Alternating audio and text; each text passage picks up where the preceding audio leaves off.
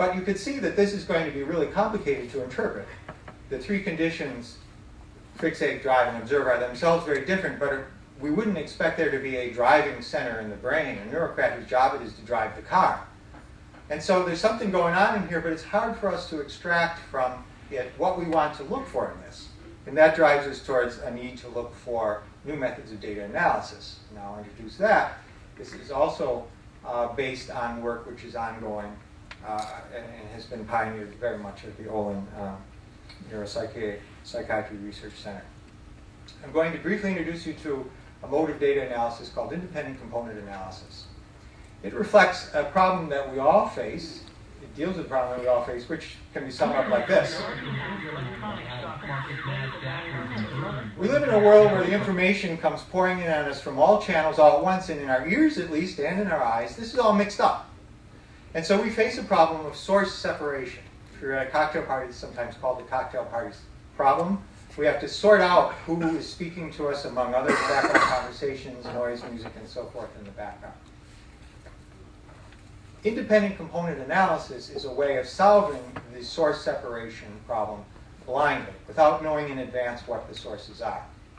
It's sort of like having a choir in which you don't know where the different voices are sitting. You've got your sopranos, basses, and tenors, but they're all mixed up in the choir. They're sitting every which place. And you hear the music.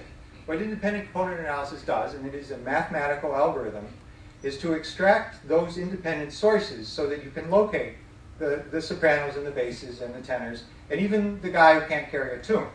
You can pull out those different strains of information from the different sources. And so in this demonstration of independent component analysis, which, by the way, is courtesy of the Helsinki University of Technology, we hear that initial welter of sound resolved into its components, which are independent from each other. It's their independence that enables them, in fact, to be resolved. That, my friends, is Finnish. All list of American fast foods that have successfully made the law.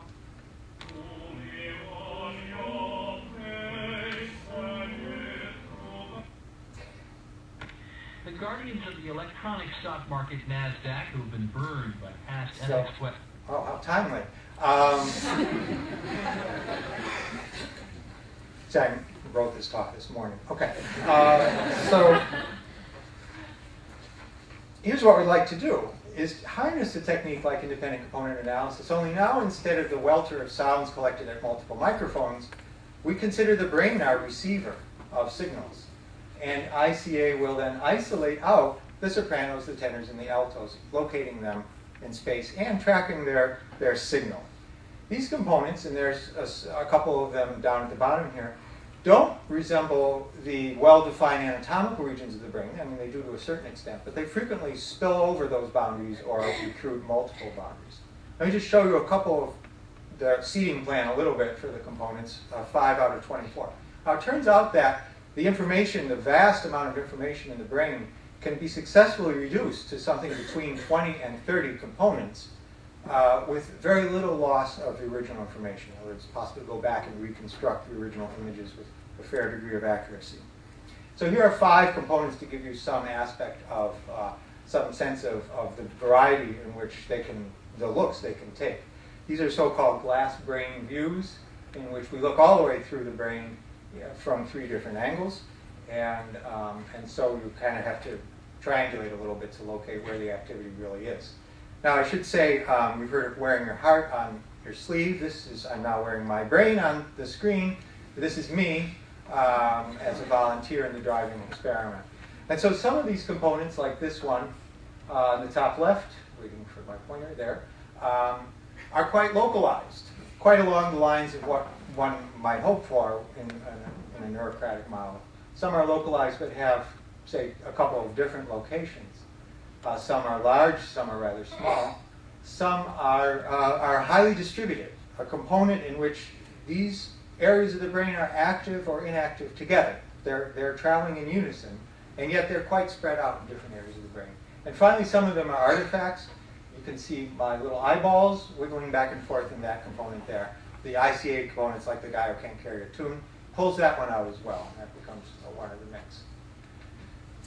The thing to understand is not only are these overlapping but anatomically or spatially distinct, but they are always, like the sopranos, getting louder and softer as time goes by.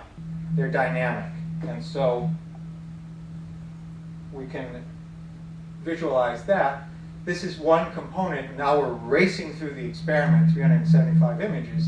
And you could see as we go from one condition to another, the component is either louder, more active, there's more metabolic activity in that area of the brain, or softer. The sopranos are louder or softer as time goes by. And I've color-coded this with the kind of lighter greenish-yellow shades reflecting higher degrees of activity, and the darker bluer shades representing lower amounts of activity. So this is an area of the brain, these areas, this highly distributed network of areas, is quite active during the observe and the fixate conditions in this experiment, and relatively less active during the drive conditions. Now I could have represented this as a rising and falling graph of activity, but instead I've represented it as colors changing in intensity so that we can look at it all at once. And so now each one of those components has now been translated into a single bar of this graph. And so that component that we looked at just a minute ago, that's that second component. And now, even though it's a distributed area of the brain, we're going to represent it as a single block of color that's getting brighter and dimmer as we go through time here. And each one then has its own time course.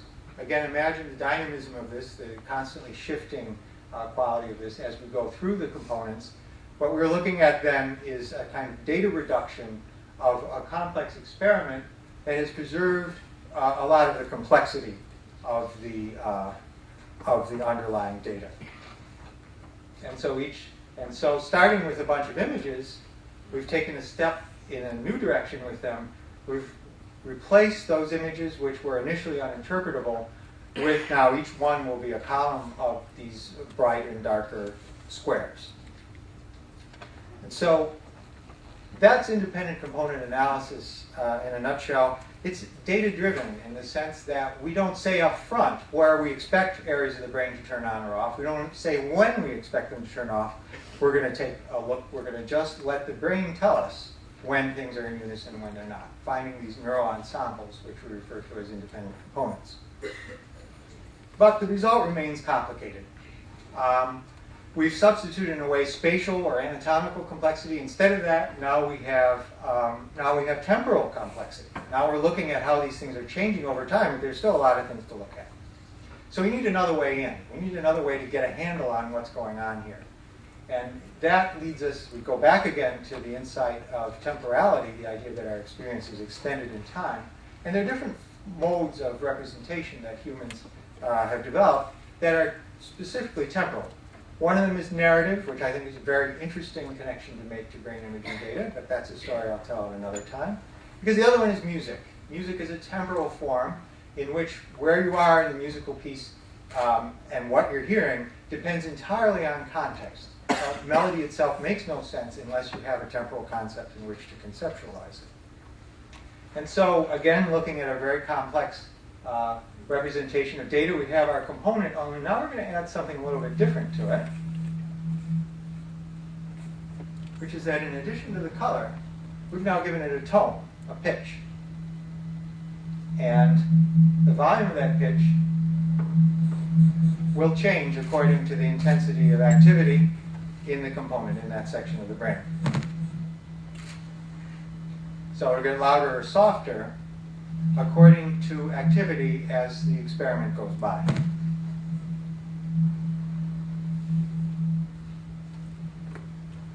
And so, where we go from here is simplicity itself. We interpret that bar chart with all the dynamism in it as a score.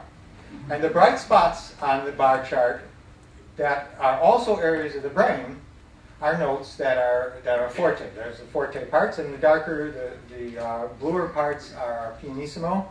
And now we have a score we can play.